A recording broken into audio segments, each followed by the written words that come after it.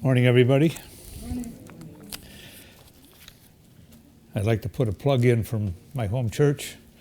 We have a William Miller Chapel up in upstate New York, and we will be open again in July to continue. I don't know how many years it's been. We have a camp meeting there where people from all over the country come. So we're really thankful for that with this COVID thing. It's really it's not been easy up there for the caretakers of that facility, and they get visitors, but not like they used to. So we're very thankful for that. Today we're going to talk about Joseph. Not Mary's Joseph, but Jacob's Joseph. You know, when we were building our house, Carol and I, we had this dream of having a log home, so we hired this contractor. And it's a stick by stick. They go and they cut the log, and they come and they chime the logs, and they fit it and all this stuff. What's amazing about that is our contract was a handshake. You don't get that anymore, do you? Why was that accepted by me and by him as this is the way it is? My word is my bond. Because that's the way it was back then. 1986, we built that house. But in order to do that, you have to have integrity, you have to have trust, you have to have loyalty, and you have to have humility. So those are the things we're going to be talking about today. If you have your Bibles, you can go to Genesis chapter 37. And we're going to read a couple chapters here, and then we'll discuss these chapters and see what the Lord has for us when we kind of dissect these things. Chapter 37 of Genesis. Now Jacob dwelt in the land where his father was a stranger in the land of Canaan. This is the history of Jacob.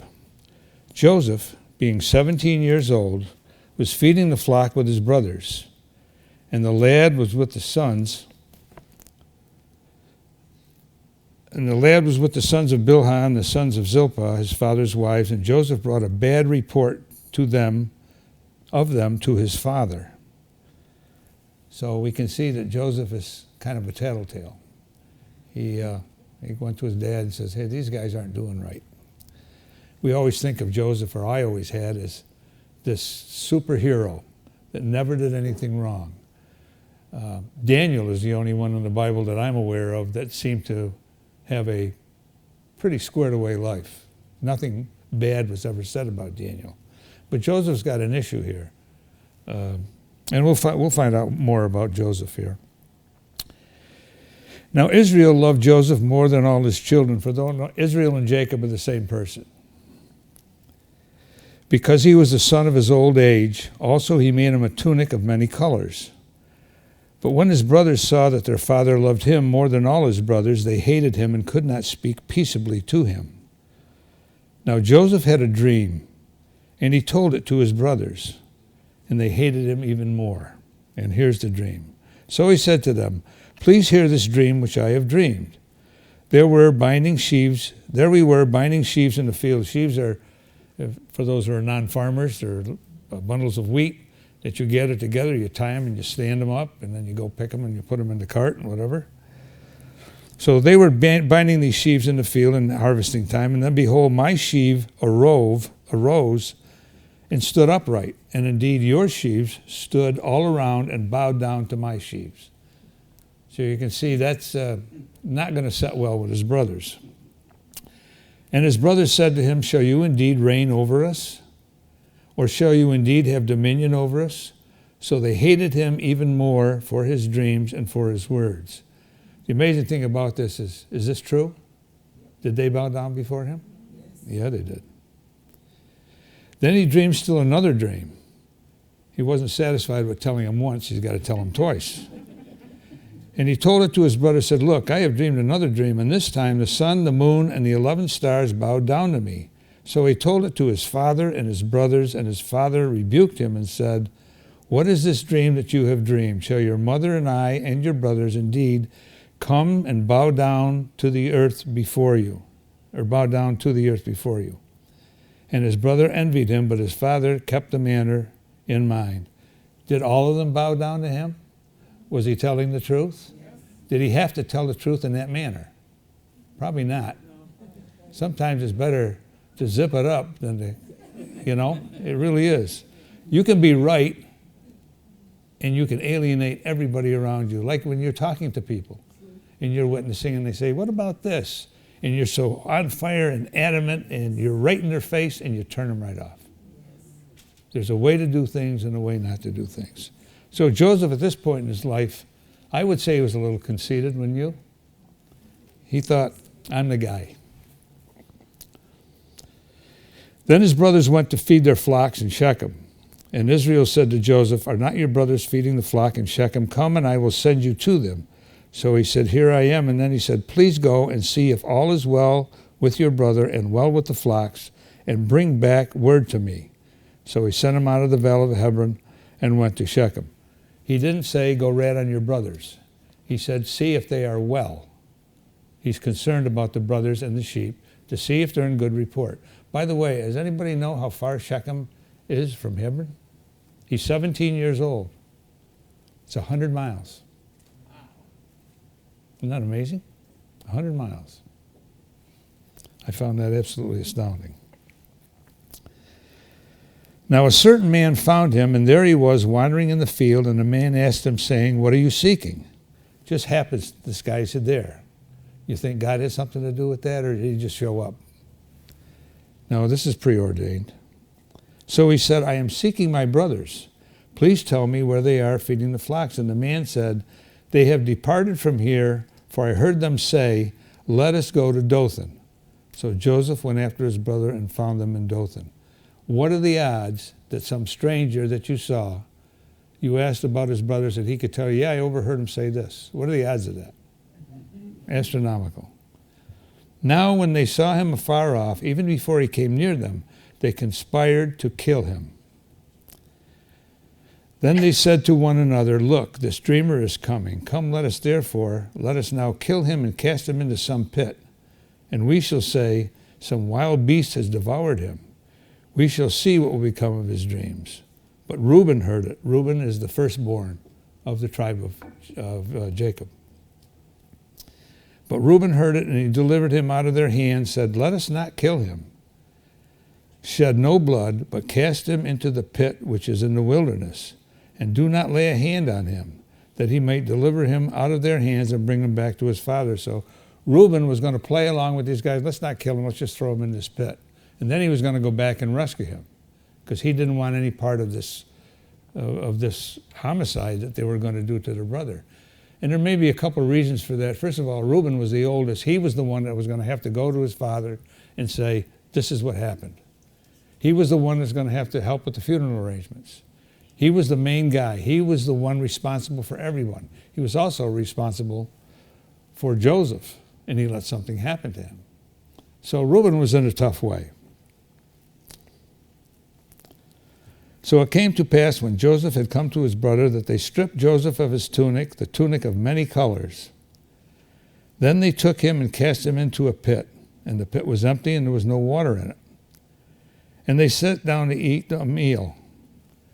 Is that kind of hard or what? They're going to kill this kid, and then they're going to say, wait a minute, we're hungry. Let's kill him after we've got a full stomach. So they were not enamored with Joseph. They hated him so much. This was their attitude. And when you have hate in your heart, that destroys all your reasoning. Your reasoning is gone when you have hate.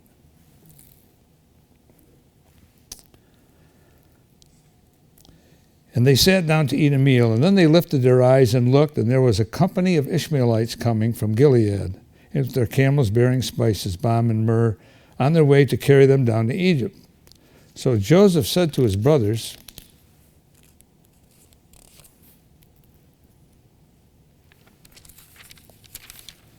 what profit is there if we kill our brother and conceal his blood?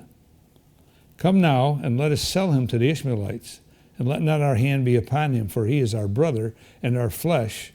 And his brother listened. So Judah says to him, let's not kill our brother, because he's our brother. We'd be wrong to kill him. But we're going to sell him, and they can take him wherever they want and do whatever they want with him. A little circular reasoning there, wouldn't you think? They don't care about Joseph, not one bit. Then the Midianite traders were the same as the Ishmaelites. So the brothers pulled Joseph out and lifted him out of the pit and sold him to the Ishmaelites for 20 shekels of silver. 20 shekels of silver back then was the price of a slave. Years later, Jesus was sold for 30 pieces of silver, which is the price of a slave. So you can see the parallel between Joseph and Jesus. There are a lot of parallels in the Bible, but you've heard, well, he's a type of Christ.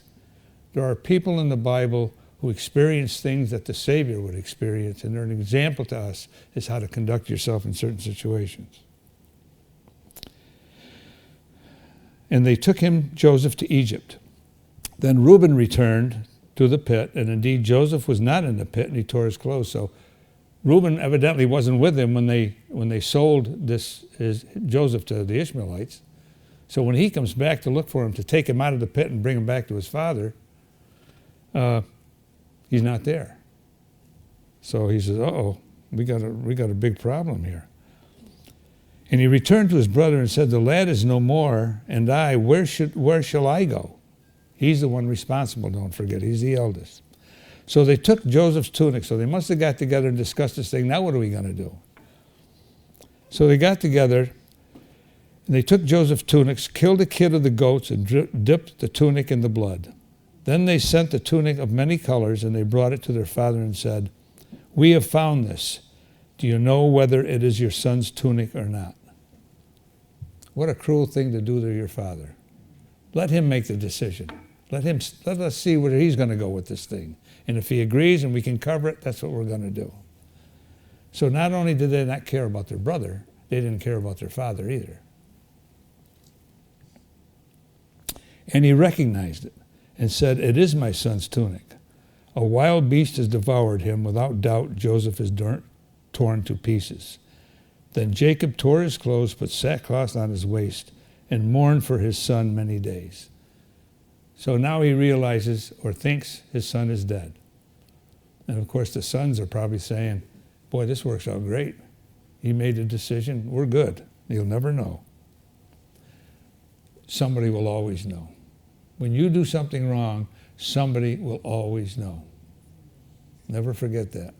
Because that's why people look behind them all the time. It's a lot better leading your life with the Lord and not having to look behind you all the time. And all his sons and daughters arose to comfort him, but he refused to be comforted and said, for I shall go down into the grave to my son in mourning. Thus the father wept with him.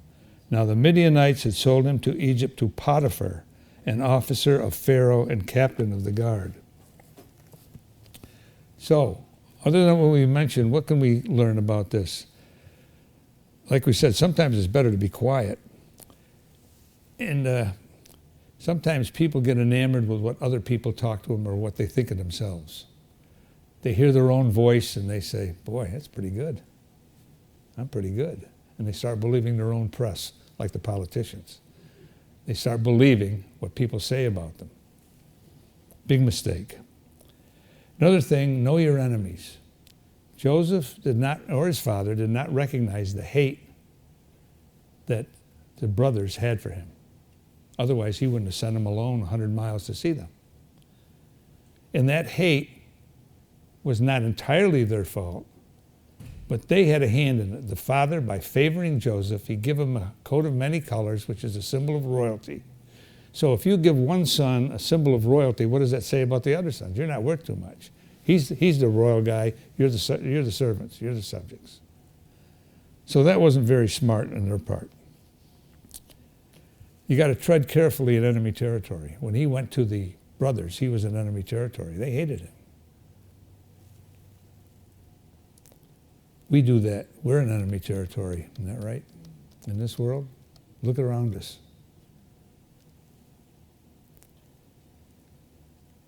Evil has no conscience. We saw that when they ate. And lastly, the cover-up of what you do is usually worse than the crime. How many leaders have been brought down because they lied of what they did? Instead of owning up to it and the people would have accepted it, okay, I'm sure everybody here knows about it. We've had incidences where I've been involved in. If the person had gone and said, I'm sorry, I made a mistake, that would have been the end of it. But when you continually lie and continually lie and continue, you can't remember what lie you said last. And that's when you get in trouble. And then nobody believes you about anything you say. So don't cover it up. If it's bad, it's not going to change. It's not going to get any worse unless you cover it up. So now Joseph is being taken to Egypt with these Ishmaelites, and he's sold to Potiphar's house. Potiphar was a captain of the guard, had a high position in Egypt. So we'll start with verse 39. Now Joseph had been taken down to Egypt, and Potiphar, the officer of Pharaoh, captain of the guard, and an Egyptian bought him from the Ishmaelites who had taken him down there. And the Lord was with Joseph, and he was a successful man, and he was in the house of his master, the Egyptian. Joseph is still a slave, isn't that right? Still a slave, but he's in the house of the master. And his master saw that the Lord was with him, and that the Lord made all he did prosper in his hand. His master recognized that Joseph had a connection with his God. And he's a pagan. Now, he's got all sorts of gods. But he recognized that Joseph had a special relationship with his God. So Joseph found favor in his sight and served him. And then he made him overseer of his house, and all that he put all under his authority. So even though this Joseph was a slave, he worshiped one God, not all the gods he did. Everything he did prospered. If he prospered, Potiphar prospered. Potiphar was grateful. You're making me money. And I don't have to worry about it. So he gives everything to Joseph. You run the show. It's yours. Do you think he had trust for Joseph? Joseph instilled that trust in the way he conducted himself. So, verse 5. So it was from the time that he had made him overseer of his house and all that he had, that the Lord blessed the Egyptian's house for Joseph's sake. And the blessing of the Lord was on all that he had in the house and in the field. Thus he left all that he had in Joseph's hand, and he did not know what he had except for the bread which he ate. He gave everything to Joseph. Joseph probably could have stolen blind, but he trusted him. Everything I got is yours. You take care of my stuff for me. Now Joseph was handsome in form and appearance. And it came to pass after these things that his master's wife cast longing eyes on Joseph, and she said, Lie with me. But he refused, and said to his master's wife, Look, my master does not know what is with me in this house, and he has committed all that is in my hand. He knows that I have control of everything. He doesn't even know what he has, but I do. There is no one greater in this house than I, nor has he kept back anything from me but you, because you are his wife. How then can I do this great wickedness and sin against God? You've heard, well, the 10 Commandments were given at Sinai, and they weren't in existence before then. This book says different. How can I commit this great sin, not against Potiphar, but against God? So there were 10 Commandments from the beginning of time. Always had been rules. We just didn't write them down, but they've always been there. When Cain killed Abel, was murder wrong? Of course it was wrong. It's always been wrong. So this idea that the law was given at Sinai, not true. Not biblical either. So it was as she spoke to Joseph day by day that he did not heed her to lie with her or to be with her. So she was after this kid every day. Every day. But it happened about this time when Joseph went into the house to do his work that none of the men in the house was inside, her and him alone. And so it was when she saw that he had left a garment in her hand, and and fled outside, that she called to the men of her house and spoke to them, saying, See, he has brought into us a Hebrew to mock us. He came to lie with me, and I cried out with a loud voice. She can make stuff up because nobody's there to either verify it or say it wasn't true. He tried to do the right thing. He fled. That's the only thing he could do. And she lied about it.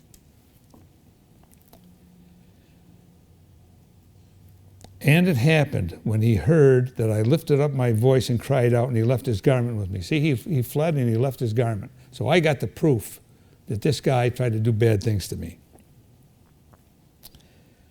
So it was when his master heard the words which his wife spoke to him, saying, your servant did to me after this manner, that his anger was aroused. Obviously, he was going to be upset.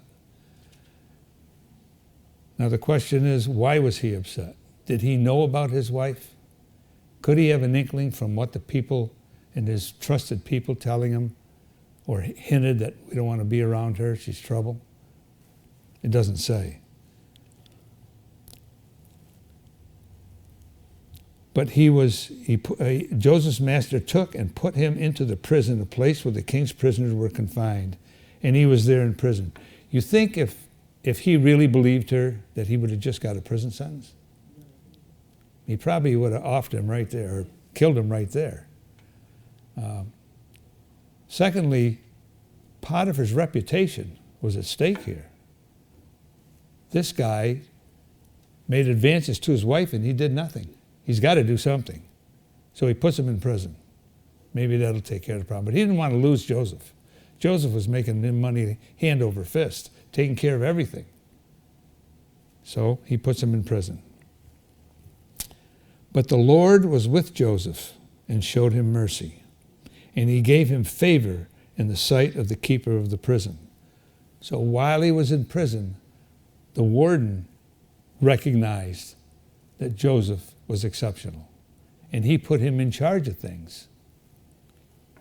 And the keeper of the prison committed to Joseph's hand all the prisoners who were in the prison. Whatever they did there, it was his doing. The keeper of the prison did not look into anything that was under Joseph's authority, because the Lord was with him, and whatever he did, the Lord made it prosper. So if the Lord is with you, no matter what your circumstance, you're in pretty good shape. We don't think so at the time. I wouldn't have thought so at the time. But nonetheless, so what can we learn from Joseph in this little episode here? First of all, he did a diligent job no matter who he was working for. Working for the prison, he did what he was supposed to do. Working for Potiphar, he did what he was supposed to do. Working for his father said, go tell your brothers, he did what he was supposed to do. So be loyal to your employer. You owe that to him because he's paying you.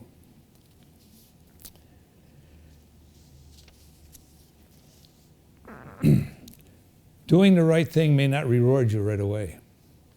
You can do the right thing and still not see any benefit. Then you say, why am I doing this? This guy's not doing this. He's all right. In fact, he's better off than I am. How come? Do the right thing. You will be rewarded someday. It may not be in this life, but you will be rewarded. Used to be an old TV show, those of us in the older set, called Truth or Consequences. Anybody ever remember that show? And the premise of that show was, if you don't tell the truth, there are consequences. Same way in life. If you don't tell the truth, sooner or later, it's going to come back to bite you.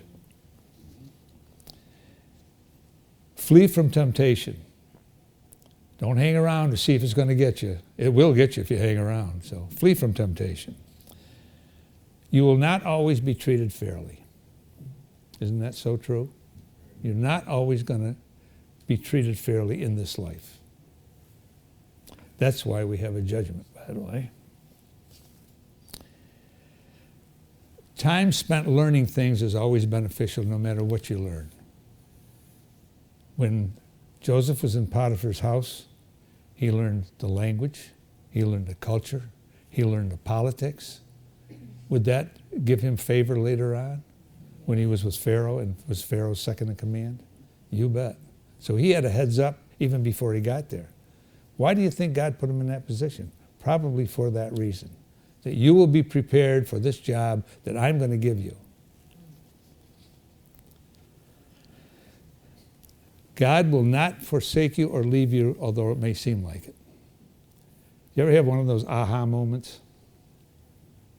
You know, why did that happen? And then 4 or 5 years later, you go, that's why that happened. You know, never dawned on me then. It usually doesn't. The blessings of God is not measured by your bank book. If you're successful in this world, does not necessarily mean you're going to be rich. Prosperity preaching is a myth.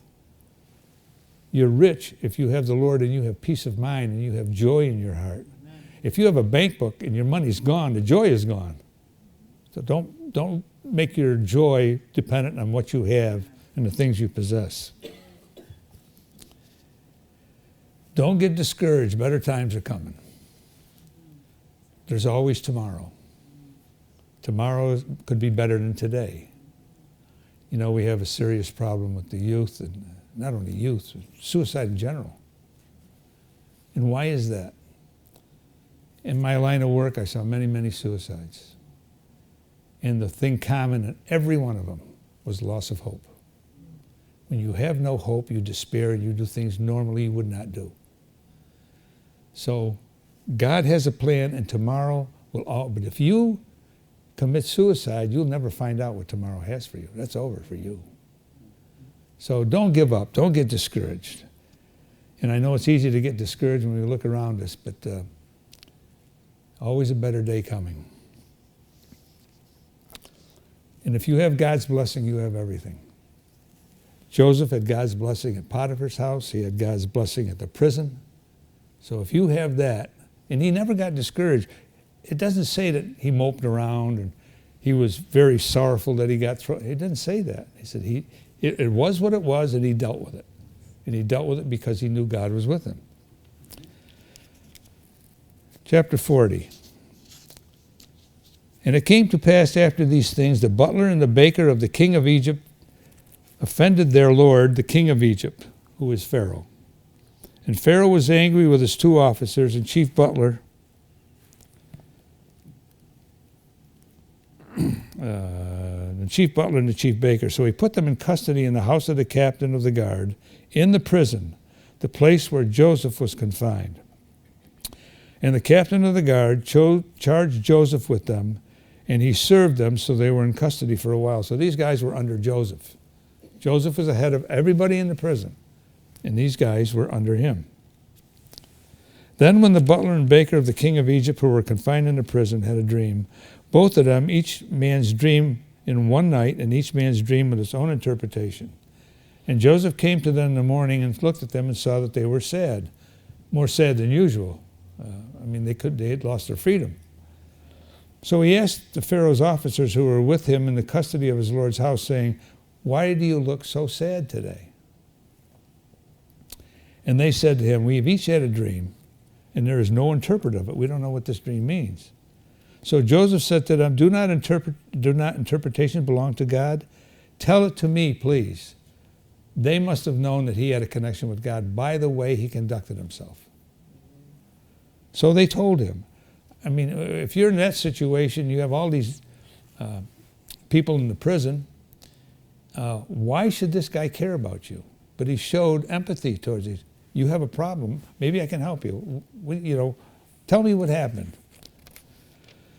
Then the chief butler told his dream to Joseph and said, "Behold, in my dream a vine was before me, and in the vine were 3 branches. And it was though it was budded, its blooms shot forth, and its clusters brought forth ripe grapes. Then Pharaoh's cup was in my hand, and I took the grapes and pressed them into Pharaoh's cup, and placed the cup in Pharaoh's hand." And Joseph said, "This is the interpretation of it. This is what the dream means."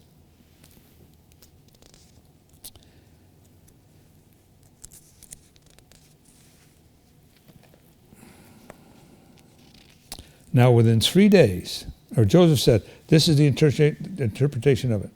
The 3 branches are 3 days.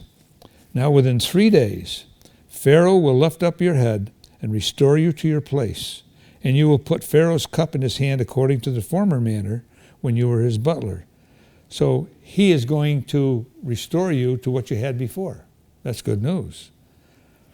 And Joseph continues, "But remember me when it is well with you, and please show kindness to me.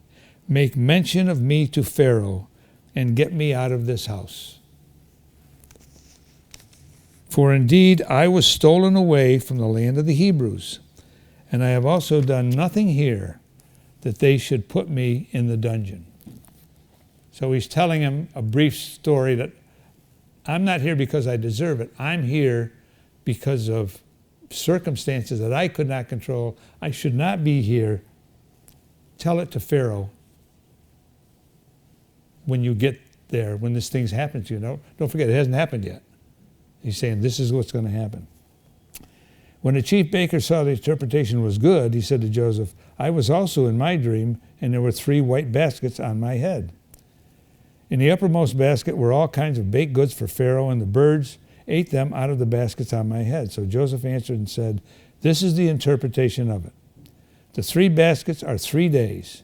Within 3 days, Pharaoh will lift off your head from you and hang you on a tree, and the birds will eat flesh from you.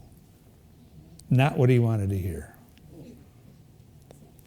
Now it came to pass on the 3rd day, which was Pharaoh's birthday, that he made a feast for all his servants, and he lifted up the head of the chief butler and of the chief baker among his servants. Then he restored the chief butler to his butlership again, and he placed the cup in Pharaoh's hand. But he hanged the chief baker as Joseph had interpreted. Yet the chief butler did not remember Joseph, but forgot him. Big disappointment. I bet you Joseph thought, yes, I'm out. And then nothing.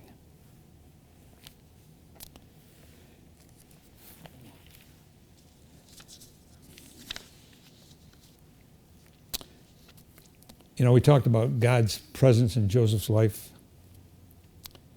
Did that exempt him from trials and bad things happening to him?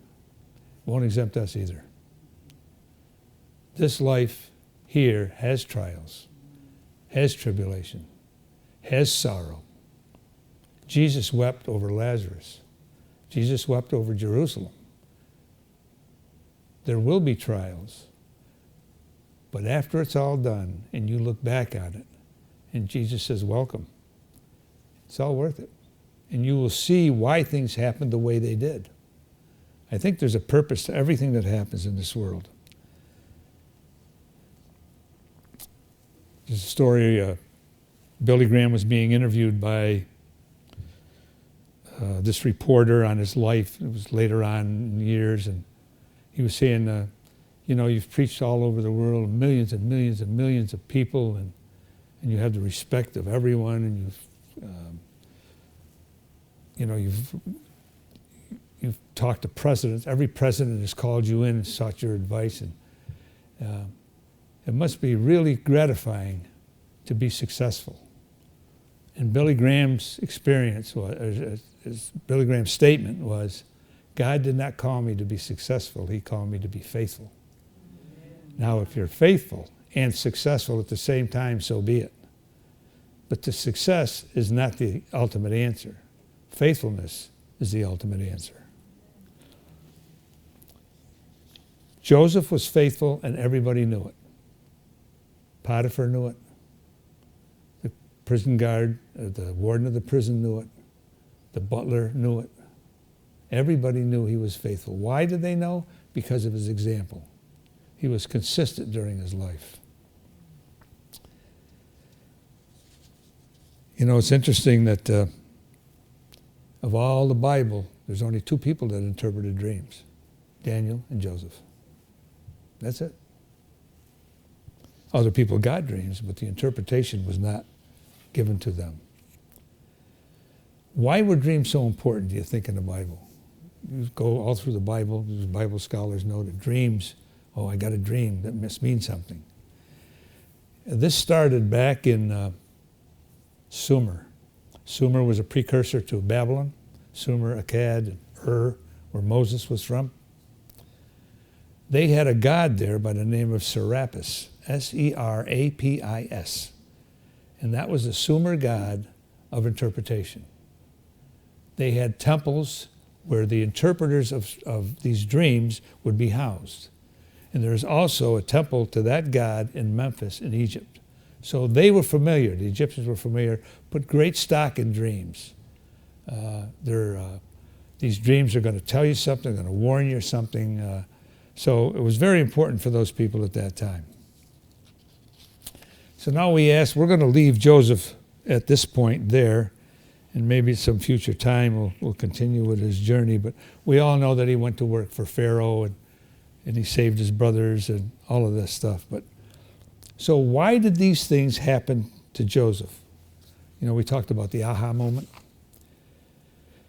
Why did he meet a stranger that told him where his brothers were? Why was he sold to the Ishmaelites? Why was he accused by Potiphar's wife? That was not a good thing. Why did he meet the cupbearer? Why did these things happen to him? If he didn't meet the man in Dothan, he would have never found his brothers. If he wasn't sold to the Ishmaelites, he never would have got to Egypt. If he never talked to the cupbearer wouldn't have been released, gone to Pharaoh, and then sometime later, I think it was 2 years, I'm not sure, called him and said, "Oh, by the way, you had a dream, Pharaoh? I know a guy who can interpret dreams." If that didn't happen, Pharaoh would have never called Joseph to interpret the dream. Joseph would have never been called in Pharaoh's house, interpreted the dream correctly, made in charge, second only to Pharaoh, was his vizier, knew about the dream, about the 7 years of plenty and the 7 years of famine, would not have been there to store up these 7 years and save his family. All these things did not happen by accident. You think, what are the chances? If Frank was here, he could give you a numerical probability, you know, but it's astronomical. I mean, things like that just don't happen.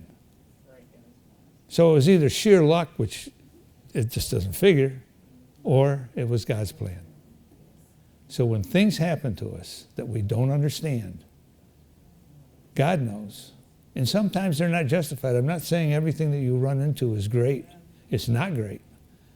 This life has trials and troubles and tribulations. And so God's plan is perfect, and God alone can be trusted. The world is evil, but God can turn evil to good. Joseph shows us humility, hard work, loyalty, and integrity. And if you do those things, you'll be far better off than if you don't. And suffering always changes one, either for good or for bad. So it's a test. I got to end with a story.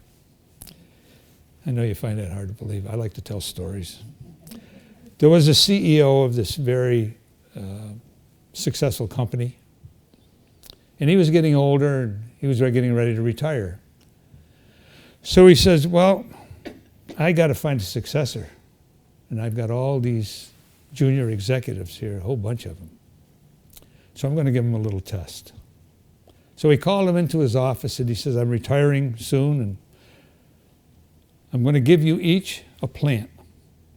And I want you to go home and I want you to take care of this plant and tend this plant. And 1 year later, come back with the plant to me.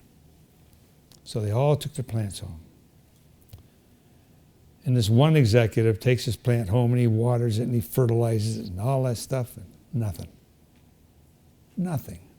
So he starts talking to the other executives, you know, for 4 or 5 months. Oh yeah, mine's growing. Oh yeah, I'm doing good. Yeah. So he keeps saying to his wife, I can't understand this thing's not doing anything. His wife said, oh, keep at it. So he keeps on fertilizing it and watering it, nothing. 8 months go by, nothing. So finally the year goes by. And now's the time for them to bring all their plants into the chief executive officer to see who will be the successor to this CEO. So all these men come in, they got all these plants. And some of them are bloom, some of them are fruit. Wonderful plants, beautiful plants. This guy comes in, he's got his pot. First of all, he says to his wife, I'm not going. I can't go in with this thing like this. She says, yeah, you can. He says, you did everything that was asked of you. You have to go in. I don't want to go. Please go. So he does, and he sits way in the back. All these guys got their big plants on the front. Calls them up one by one. Wonderful, wonderful, wonderful. Sits them back down, and he looks and sees this guy in the back. Nothing. He says, Jim, come on up here. So Jim comes up with his plant. And everybody kind of snickered, there's Jim with this. So he says, what's the deal with your plant? I don't see anything in it. And he tells him the story. I watered it faithfully, and it just didn't grow. So he says, well, I want you to meet your new CEO. This is Jim. And everybody's, what? And he says, I give everybody a seed which I boiled, and it kills the seed. Everybody here got the same seeds. They could not have germinated, not have raised a plant. I think there's a lesson there. Each one of these guys wanted it so bad that they put another seed in there and they faked it. He didn't. He was faithful. He had integrity. He had honesty. That's why he was named the CEO of the company. We can do the same thing in our life. In closing, speaking about plants, if you plant honesty, you'll reap trust. If you plant goodness, you'll receive friends. If you plant humility, you'll reap greatness. If you reap perseverance, or if you plant perseverance, you'll reap contentment. If you plant hard work, you will reap success. And if you plant forgiveness, you will reap reconciliation. Do you have a closing song? Father in heaven, again, we thank you for this Sabbath day. We thank you for the hope that you give at each waking moment that we have. And let us remember you kept your integrity and your honesty and your loyalty to us during your life. We should do the same. We thank you for this day. We thank you for your forgiveness. We thank you for your love. In Jesus' name, amen. Amen. Amen.